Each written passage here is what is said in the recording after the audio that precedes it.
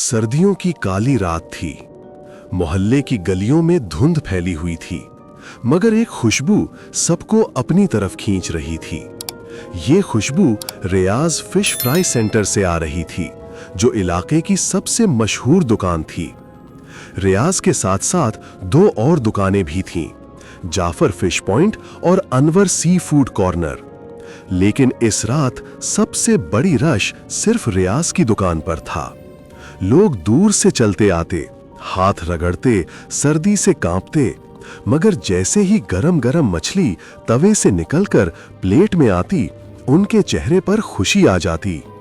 इसी रश में एक बूढ़ा मजदूर भी खड़ा था, बिन हाथ सेंकने के, बगैर किसी ऑर्डर के, बस खुशबू सूंघते हुए। रियाज ने उसे देखा और फौरन आवाज दी, बाबा जी आइए, आपके लिए एक प्लेट मेरी तरफ से। बूढ़े की आंखें नम हो गईं। उसने दुआ दी, बेटा अल्लाह तेरे रिज्क में हमेशा बरकत दे। जैसे तू मेरी सर्द रात गर्म कर रहा है, रब तेरे दिल को गरमाए रखे। ये मंजर देखकर लोग खामोश हो गए।